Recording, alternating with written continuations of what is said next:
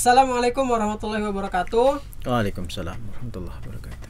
Perkenalkan, saya Irfan Gen Pratama, salah satu amilin dari Lazharfa.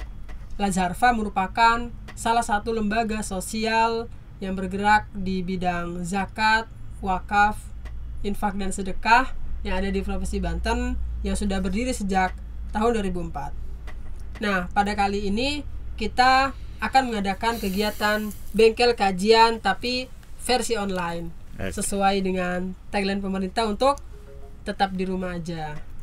Nah, kita kali ini sudah kedatangan narasumber istimewa. Ada Ustadz Fadlullah, Dr.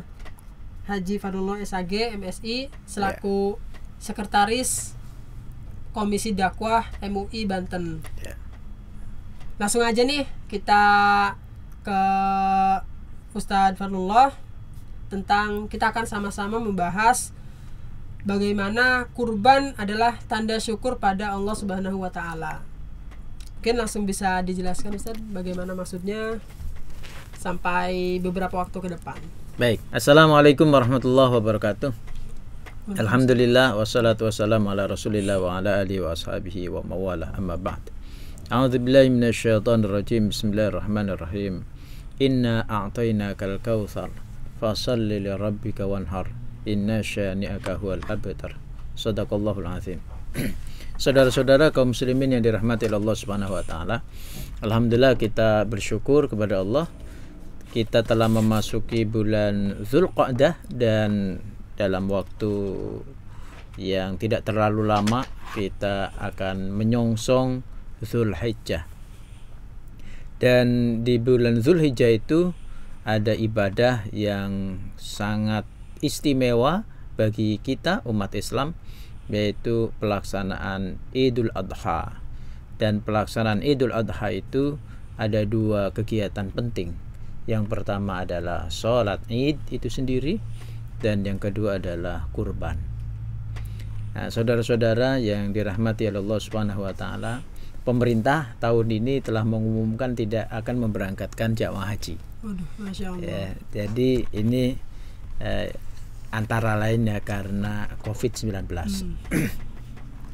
Oleh karena pemerintah tidak memberangkatkan haji bagi umat Islam yang ada di Indonesia tahun 1441 Hijriah ini, maka puncak ibadah di bulan Dzulhijjah ya kurban. Iya, hanya kurban. Iya. Maka kita sangat berharap saudara-saudara kita yang memiliki tabungan cukup, ya, karena mau berangkat haji kan sudah punya tabungan cukup, jangan menunda. Jadi untuk melaksanakan ibadah kurban.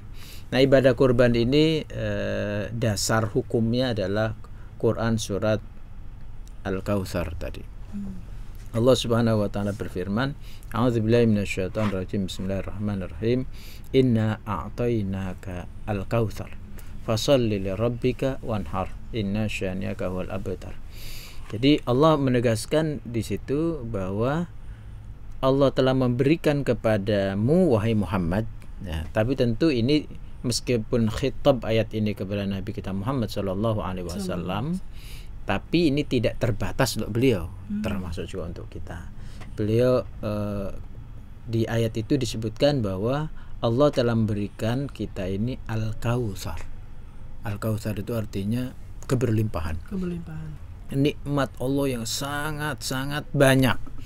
Jadi sangat banyak itu, meskipun kita sekarang diuji dengan COVID-19, tapi nikmat yang Allah berikan kepada kita jauh lebih banyak ketimbang ujian yang Allah berikan kepada kita. Kita nafas, kita menikmati udara segar, kita sehat dan seterusnya. Nah, karena kita diberikan oleh Allah Subhanahu wa taala ini nikmat yang berlimpah, maka sebagai tanda syukur kita kepada Allah, kita melakukan dua hal. Fasalli li rabbika wanhar. Fasalli li rabbika, tegakkan sholat. Dan kita menegakkan sholat itu lillahi ta'ala, karena Allah Subhanahu wa ta'ala, bukan karena pengen dipuji orang lain. Wanhar, dan kita juga diperintahkan untuk berkurban. Nah, nanti pelaksanaan kurban itu harus sesudah sholat Id. Jadi kalau waduh saya mah pengen cepet-cepet karena semangat gitu ya. Saking semangatnya. Oh, saking semangatnya sembelih hewannya sebelum sholat Id. Maka penyembelihan itu tidak termasuk dalam ibadah khusus yang disebutkan sebagai kurban. Jadi kurban itu penyembelihan hewan harus mengalirkan darah. Darahnya harus Jadi mengalir ya. sereketek gitu. Nah, itu darahnya mengalir. Binatang yang disembelih adalah binatang ternak. Ayam bisa, Ustaz? Nah, itu kalau ada pertanyaan, boleh nggak ayam, bebek begitu? Benar. Nanti ada pandangan, ada second opinion, ada opini kedua. Nah, tapi begini, yang umum yang dimaksud dengan wanhar, berkurban, hewan kurbannya adalah binatang ternak. Itu dulu. Nah, binatang ternak itu yang dimaksudkan lebih spesifik menurut kebanyakan ulama adalah unta, sapi, kambing. Waduh, di Pandeglang nggak ada sapi, adanya kerbau. Nah, gitu ya. Jadi itu yang dimaksud dengan hewan ternak, dan inilah yang dianut oleh kebanyakan ulama. Nanti untanya juga tidak sembarang unta. Unta yang berumur minimal 5 tahun. Nah, masuk 6 tahun. Nah, itu. Jadi nggak bayi unta gitu ya. Kemudian sapi juga sama. Minimal 2 tahun. Yang baru lahir nggak bisa ya? Yang baru lahir nggak bisa. Nggak bisa. Kambing juga sama ya. Sebisa mungkin kita cari yang 1 tahun lebih. Tapi kalau waduh susah sekali karena belinya di ujung-ujung waktu, wah minimal 6 bulan. Minimal 6 bulan. Tapi yang bagus adalah 1 tahun ke atas. Jadi itu yang dimaksud dengan hewan ternak yang disembelih seketek air darah mengalir. Tadi ada pertanyaan, boleh nggak ayam atau bebek? Nah, ini yang saya sebut dengan second opinion. Nah, second opinion ini datangnya dari Ibnu Abbas. Abdullah bin Abbas ini adalah anak keponakan Nabi kita Muhammad Sallallahu Alaihi Wasallam. Menurut beliau, yang namanya wanhar, berkurban itu yang penting dia binatang ternak, disembelih mengalirkan darah.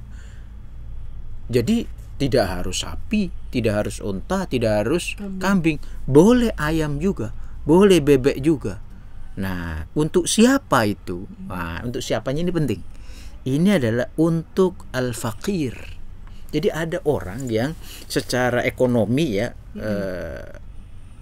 tidak berlimpah ya, secara ekonomi tidak berlimpah, secara ekonomi kurang, tapi girohnya, semangatnya untuk berkorban itu tinggi. Maka bisa menggunakan second opinionnya Ibnu Abbas. Jadi boleh beli ayam jago, ya kan, lalu disembelih sesudah sholat Id. Sesudah sholat Id. Nah, ini sebagai kurbannya untuk al-faqir.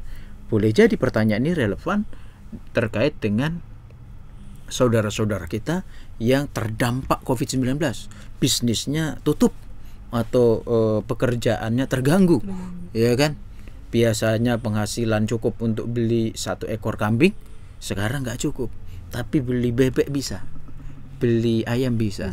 Dia bisa berkorban berdasarkan pendapat Ibnu Abbas. Nah, ini.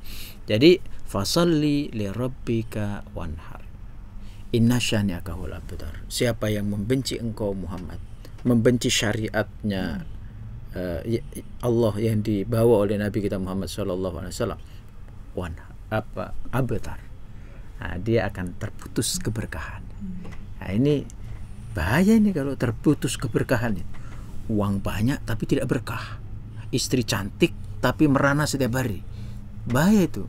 Anak banyak atau anak sedikit tapi bermasalah terus. Ya kan, karena ngetrek. Oh ya kan, nakal begitu. Waduh, bahaya sekali. Maka agar keberkahan ini tidak terputus, kita harus lakukan amalan yang disarankan dalam surat Al-Kautsar itu. Kita tegakkan sholat, dan kita berbagi kebahagiaan dengan berkurban. Nah, demikian. Kalau misalnya kurban sebagai bentuk syukur kepada Allah itu maksudnya gimana, Pak Ustaz? Ya, kita tahu itu ajaran kurban ini dari segi historinya itu adalah perintah Allah Subhanahu wa taala kepada Nabi Ibrahim alaihissalam. Nabi Ibrahim itu sangat berharap punya anak. Makanya beliau berdoa, Rabbana hablana min azwajina wa dzurriyyatina qurrata ayun waj'alna lil muttaqina imama.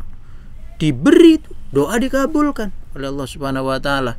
Lahir anak pertama dari istri kedua. Ya, istri keduanya namanya Siti Hajar. Ya. Kemudian anak ini bernama Ismail. Sudah itu diperintahkan kan oleh Allah Subhanahu wa taala agar anak yang baru saja kedatangannya, kehadirannya diinginkan itu suruh pindah dari Yerusalem ke Mekah. Itu tempatnya tandus, ya kan? Tapi Allah beri kemakmuran, ada air Zam-Zam di situ. Nah, begitu putranya bernama Ismail ini sudah tumbuh akil balik, begitu ya, sudah tumbuh akil balik, dan beliau sendiri tidak tinggal bersama keluarga kecil di Mekah ini karena beliau kembali ke Yerusalem, ya kan? Begitu datang, coba diperintahkan sembelih. Kira-kira gimana itu? Waduh, kaget ya. Tapi kita lihat bagaimana Nabi Ibrahim alaihissalam menjalankan perintah itu dengan sebaik-baiknya. Beliau mendiskusikan itu kepada istrinya, menanyakan perihal ini kepada putranya, karena putranya sudah menjelang akil balik, sudah mumayyiz, sudah bisa membedakan antara hak dan batil. Dan itu jawaban Nabi Ismail itu luar biasa. Laksanakan wahai ayahku, satajiduni insyaallahu minas sabirin. Insyaallah engkau akan menemui aku sebagai orang yang tangguh, orang yang sabar menjalankan perintah Allah Subhanahu wa taala. Diperintahkan sembelih, silakan. Nah, kenapa ini semua? Ini diterima oleh Nabi Ibrahim, diterima oleh istrinya, diterima oleh putranya karena beliau ini memiliki sifat syukur. Ya, jadi apa sih yang kita kumpulkan di dunia ini? Uang yang kita kumpulkan ini milik Allah. Allah minta lagi, ya kita kasih, kita tunaikan. Ya. Jadi di situ tanda syukur kita kepada Allah Subhanahu wa taala. Nah, kalau kita sekarang lebih mudah. Kalau Nabi Ibrahim kan diperintahkan menyembelih putranya, kita diperintahkan menyembelih unta, sapi, kambing. Kalau nggak sanggup ayam atau bebek. Nah, itu tidak seberapa ya, tapi mungkin untuk sebagian orang juga, waduh, saya sudah berkeringat mengumpulkannya, lalu saya harus mengorbankannya untuk kepentingan orang banyak. Nah, mau nggak? Tapi justru di situ sebenarnya kebahagiaan orang itu pada saat kita bisa membahagiakan orang lain juga. Allah turunkan memang sebagai bentuk kecintaannya kepada umatnya gitu kan, kepada manusia untuk bersyukur kepada Allah gitu kan. Gimana tuh Pak? Agama berbeda ada namanya tumbal. Oh iya tumbal. Tumbal itu kan ayam hitam atau ayam putih, ya kan, kambing atau apa, tumbal dilempar ke laut gitu. Ke laut atau ke jurang atau kemana saja begitu untuk didemit. Islam tidak mengajarkan yang seperti itu. Kurban dalam ajaran agama kita Islam itu menyembelih, mengalirkan darah dikeluarkan, kan darah itu kotor. Ya, darah itu tempat membawa berbagai macam termasuk penyakit. Ya kan? Makanya kalau datang ke dokter pengen tahu sehat atau tidak, dicek darahnya. Cek darahnya. Bener. Ketahuan penyakitnya itu dari darahnya. Ke darah itu bawa itu, ngangkut itu semua. Nah, oleh Islam diajarkan sembelih, nilai-nilai binatangan harus dihapuskan, ya kan, penyakit harus keluar, dagingnya yang segar dibagikan untuk kemanusiaan. Nah, uniknya ini untuk kurban ini, yang berkurban boleh makan daging hewan kurbannya. Dapat bagiannya gitu, Pak? Boleh menikmatinya itu, ya kan? Sepertiga dari maksimal ya, sepertiga dari daging hewan ternak yang dia kurbankan. 2/3-nya untuk dibagikan. Dibagikan kepada siapa? Kepada dua pihak. Pihak pertama adalah yang minta. Yang minta. Iya. Berarti kita boleh minta hewan kurban. Ada orang miskin yang minta. Oh iya.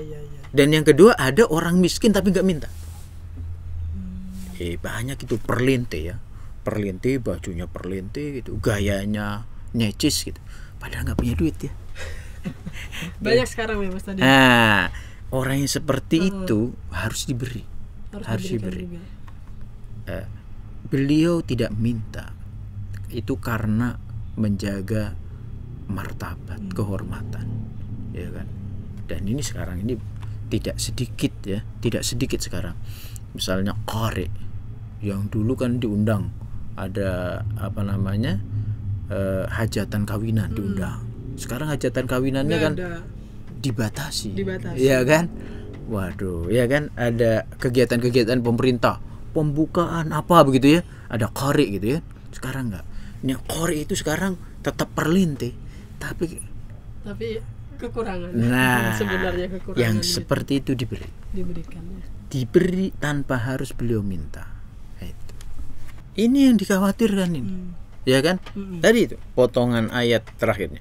Inna a'tainakal kautsar fasholli li rabbika wanhar. Inna syani'aka huwal abtar. Inna syani'aka huwal abtar. Yang membenci baginda Rasul termasuk syariatnya. Ya, syariatnya di sini sholat, ya, kurban dan seterusnya. Huwal abtar, keberkahannya dicabut oleh Allah Subhanahu wa taala. Ini kita khawatirkan.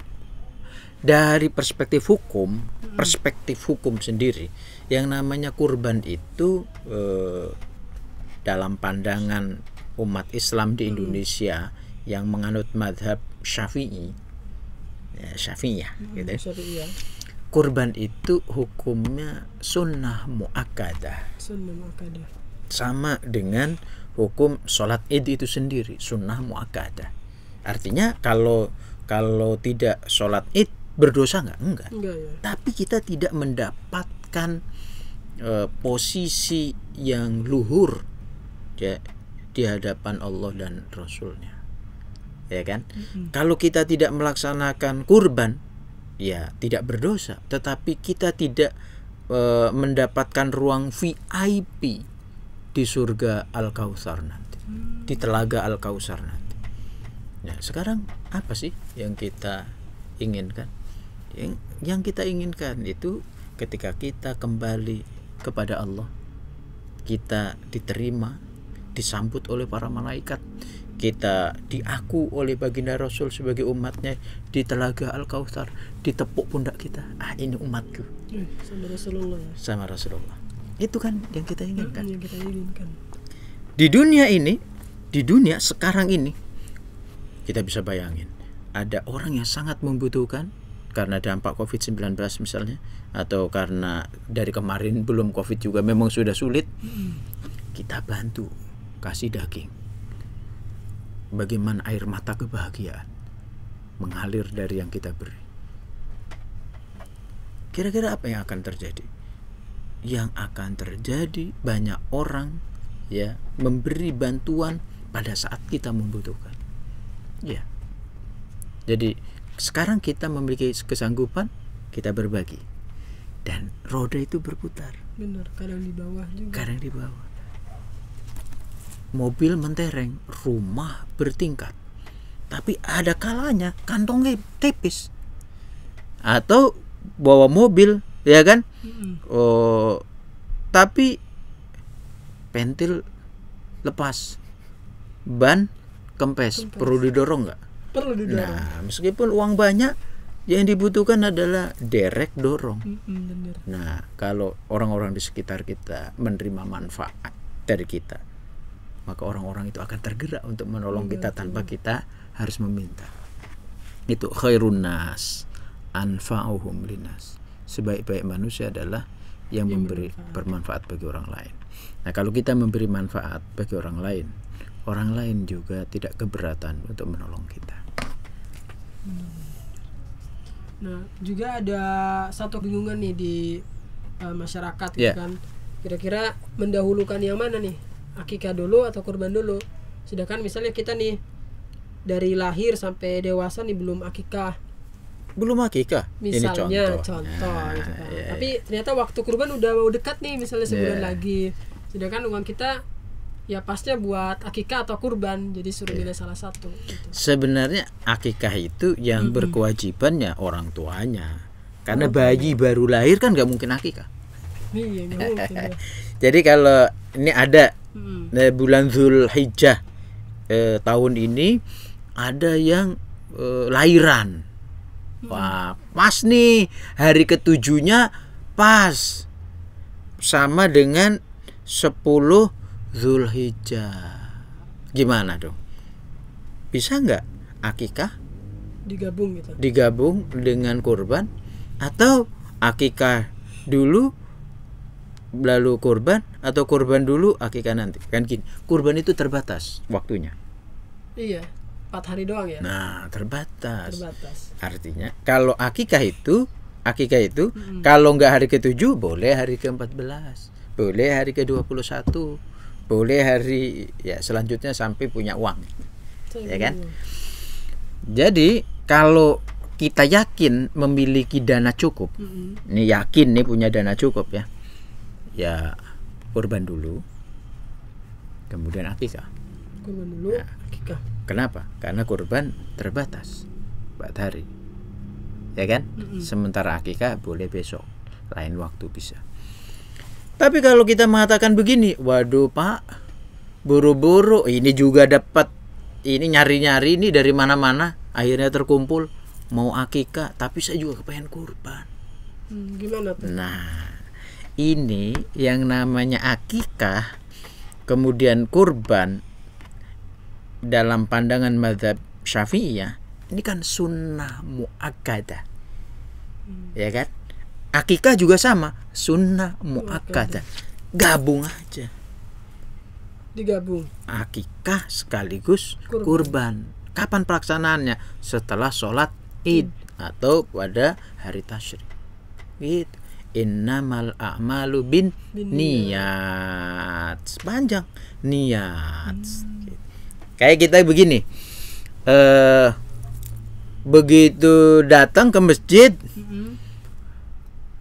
rancangannya sih sebelum adzan sudah jalan nih dari rumah. Sebelum adzan sudah jalan dari rumah. Begitu nyampe masjid adzan. Waduh. Saya sholat tahiyatul masjid atau qobliyah ya? Iya benar ya. Hah? Digabung.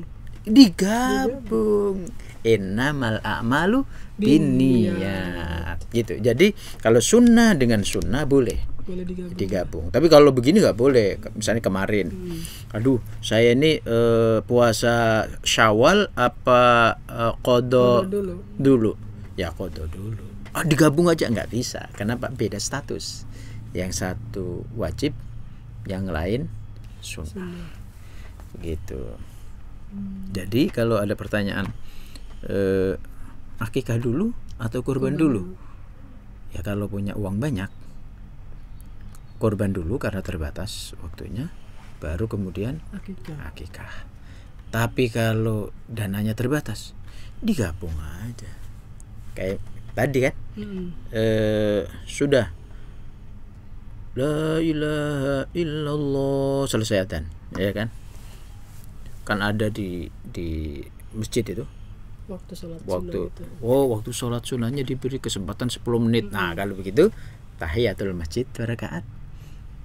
Habis itu kemudian qobliyah. Tapi kalau waduh dikasih kesempatannya cuma segitu, ya kan? Ya sudah. Digabung. kita dapat pahala dua-duanya. Nah, mungkin Ustaz bisa jelasin nih kira-kira yang menjadi syarat hewan kurban itu seperti apa, kemudian tata cara penyembelihannya itu kayak gimana gitu. Ya, jadi tadi hewan kurban itu binatang ternak. Binatang ternak ya pasti Ya, ya. tidak boleh binatang buas. Oh, nggak boleh. Oh, saya mah hebat dong, lain Singa. daripada yang lain. Serigala. Misalnya gitu ya. Jadi ini harus binatang ternak. Binatang ternak tadi ada pandangan terbatas, hanya onta, sapi, kambing gitu, atau kerbau, domba gitu, terbatas di situ. Tetapi second opinionnya boleh kok bebek dan ayam juga gitu ya. Tapi ini khusus untuk yang fakir ya. Kalau yang kaya jangan ngambil Ayam. malu-maluin. Bener. Malu kita sama Allah. Ya kan, mau dibanggakan oleh Rasulullah di Telaga Al-Kautsar, masa ngambil posisi yang tidak sesuai dengan kemampuan. Gitu. Kita ambil sesuai dengan kemampuan maksimal kita. Nah, harus juga dipastikan binatang ini tidak cacat. Tidak cacat ya. Jadi kalau cacat nggak boleh. Sakit nggak boleh. Jangan binatang kurban sakit, kita juga sakit nggak boleh ke masjid. Nanti terpapar COVID. Ya, jadi binatang ternaknya ini harus dipastikan ya sehat. Tadi umur sudah ya, pastikan sehat. Nah, kalau ini sudah dipastikan semuanya, dan pastikan juga ini milik sempurna ya, dapat beli ya, bukan asal ngambil dari lapak diambil aja pokok. Oh, iya kan, ternyata belum bayar. Harus beli dulu ya. harus lunas. Sendiri gitu ya. Iya, harus dibayar ya. Jadi jangan main seret aja. Kayak gitu. Nah, kalau itu sudah, maka ada prosesnya ya. Prosesnya binatang ternaknya menghadap ke kiblat. Ya, binatang ternaknya menghadap kiblat. Kemudian jangan lupa baca basmalah. Bismillahirrahmanirrahim. Jangan lupa baca sholawat kepada Nabi baginda Rasul Muhammad Sallallahu Alaihi Wasallam.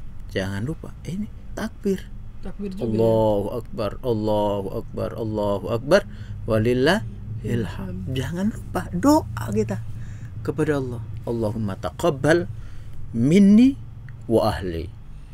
Ya Allah, terimalah kurban dariku ini ya, dan tentu juga dari keluarga kita ya. Kalau Nabi mengajarkan minni wa ummati wa min ummati ya gitu. Jadi kita lakukan itu semua. Nah, krek. Jadi bismillah Allahu Akbar, krek. Allahumma taqabbal minni. Selesai.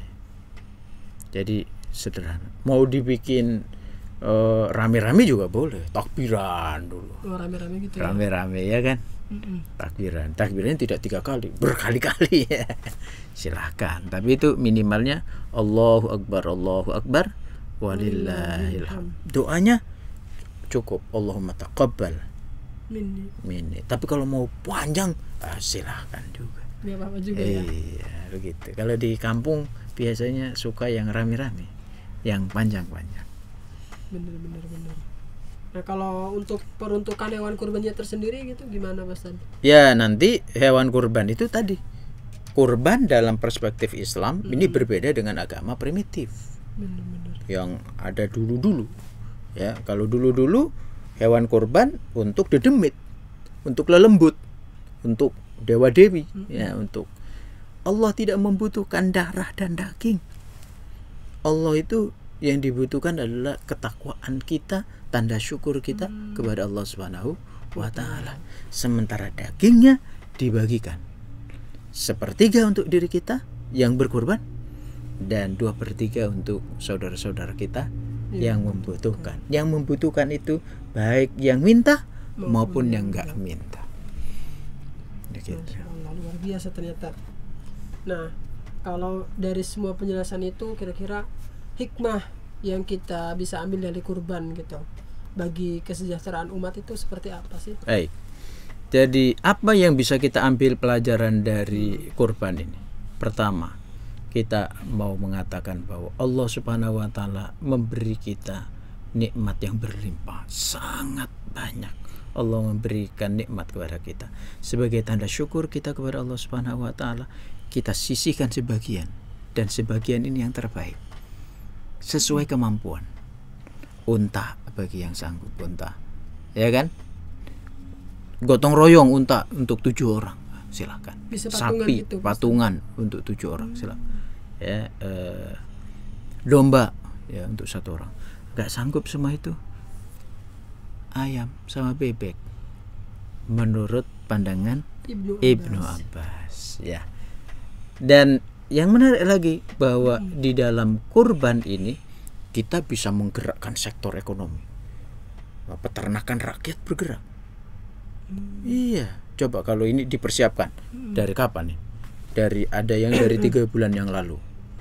Kalau umurnya 6 bulan, dari 6 bulan yang lalu ceret itu lahir domba, ya kan? Ada itunya, ada induknya nggak? Ada. Induknya itu melahirkan lebih panjang lagi.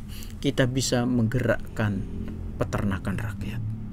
Jadi sektor ekonomi bergerak. Ikut bergerak juga. Apalagi ini kalau kita sambungkan dengan Idul Fitri kemarin, yaitu beras. Beras dan daging bertemu dalam satu meja. Nikmat sekali.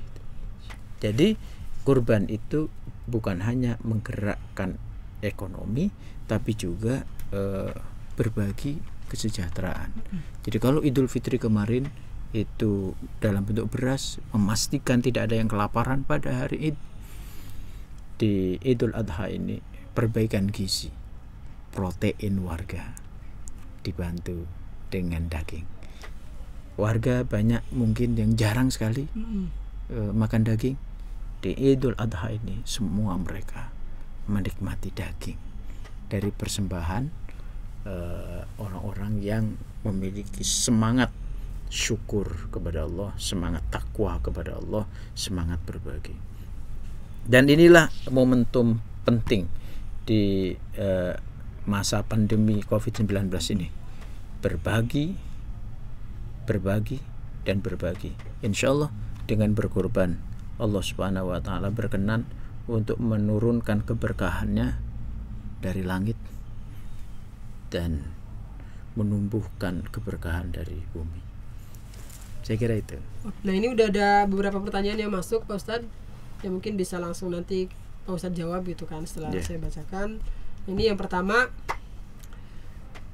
terkadang di beberapa kampung ada yang melaksanakan penyembelihan itu hanya sekedar untuk menggugurkan kewajiban saja tanpa memperhatikan syariat Islamnya gitu kan. Nah, kita nih sebagai orang yang hidup di masyarakat tersebut misalnya, kira-kira sikapnya harus gimana gitu kan? Bagaimana cara memberitahukan yang baiknya seperti apa gitu? Ya, memang ilmu itu amal itu harus dasarnya ilmu pengetahuan. Jadi kalau berkurban hanya untuk menggugurkan kewajiban, nah itu kurbannya Qabil. Nah, dulu itu ada Qabil dan Habil. Iya, benar. Qabil kurbannya ditolak, Habil kurbannya diterima. Kenapa Habil diterima? Karena persembahannya yang terbaik. Sementara Qabil sekedar menggugurkan kewajiban. Sekedarnya saja. Nah, jadi kita harus berusaha untuk berkurban sesuai dengan kesanggupan kita dan kita memberikan yang terbaik. Nah, ini tentu kaitannya dengan pengetahuan, dengan ilmu. Karena itu apa yang harus kita lakukan sebagai generasi muda, generasi milenial? Kita harus melakukan edukasi kepada masyarakat, kita melakukan pencerahan kepada masyarakat, dan sebelum masyarakat luas, mulai dari kawan-kawan sesama kaum muda, ya, mendidik diri sendiri dan mendidik kawan sebaya. Insya Allah kalau anak-anak muda ini terdidik, memiliki pemahaman keagamaan yang bagus, orang-orang tua kita juga akan ikut bersama kita. Gitu. Nah, ini ada pertanyaan kedua nih. Misalnya kita pengen berkurban nih. Nah, kira-kira apa sih yang mesti kita persiapkan gitu kan sebagai orang yang pengen berkurban di tahun ini misalnya, kira-kira persiapannya apa aja tuh? Jadi persiapannya kelihatannya rekening ya. Rekening ya? Iya, sebab kita kan nggak bisa berkurban kalau rekeningnya kosong ya. Oh gitu. Ya, jadi memang ketika kita ingin berkurban secara apa namanya rasional, kita harus memiliki manajemen keuangan yang bagus. Jadi kita sudah menabung lah sejak setahun yang lalu ya. Jadi dari setahun yang lalu itu kita sudah nabung. Ternyata untuk seekor kambing itu harganya sekian misalnya. Itu sudah ditabung. Misalnya setiap Jumat ya, setiap Jumat masukin kenceleng gitu ya. Tapi udah dikasih tulisannya. Ini tabungan kurban. Jadi pada saatnya itu tinggal transfer ke Lazharfa. Bener banget. Gitu. Ada lagi satu pertanyaan terakhir yang masuk. Jika penyembelih hewan kurban ini tidak mengetahui syarat-syaratnya gitu kan, apakah amalan kurban tersebut diterima gitu kan atau tidak, atau gimana hukumnya gitu? Jadi kalau begitu panitianya yang salah. Itu kenapa menunjuk seseorang yang bertugas untuk menyembelih nggak ngerti tatatnya ini. Jadi tukang jagal itu harus belajar itu. Harus belajar. Ada ilmunya juga. Ada gitu, ilmunya. Jadi ada kursus syariat Islam khusus bagi tukang jagal yang ditugaskan menyembelih akikah, menyembelih kurban gitu kan. Nah, tapi menyembelih apapun itu pada intinya kan cuma satu. Baca nama Allah. Bismillah. Ya kan? Karena ini kaitannya dengan Idul Adha, ada takbir. Bismillahi Allahu Akbar. Allahu Akbar. Allahu Akbar. Walillahillah. Allahumma taqabbal. Gitu. Itu aja sederhana. Sederhana berarti ya. Begitu. Mau dibikin lama ya tadi boleh juga takbirannya lama gitu ya. Baca sholawat nabinya yang panjang. Ya kan, doanya yang panjang. Tapi kita bikin juga yang sederhana bisa. Ya kan, Bismillahirrahmanirrahim. Allahumma sholli ala sayyidina Muhammad wa ala sayyidina Muhammad. Bismillahi Allahu Akbar, Allahu Akbar, walillahillah. Allahumma taqabbal. Selesai. Gitu. Alhamdulillah, semua pertanyaan yang masuk telah terjawab semua. Kini saatnya kita masuk ke sesi terakhir, yaitu closing statement dari Pak Ustadz gitu, bagi mungkin teman-teman di rumah gitu kan yang ingin punya niat berkurban di tahun ini gitu, pengen biar disemangatin lagi mungkin. Sekaligus penutup, disilakan Pak Ustadz. Ya, saudara-saudara yang dirahmati Allah Subhanahu wa taala, tahun ini tahun 1441 Hijriah, puncak ibadah di bulan Dzulhijjah adalah kurban. Karena itu mari kita berkurban sesuai dengan kemampuan kita. Mari kita ajak saudara-saudara kita untuk berkurban sesuai dengan kesanggupan kita. Dan spesial tahun ini di mana umat manusia di seluruh dunia termasuk di Indonesia diuji oleh Allah Subhanahu wa taala dengan Covid-19.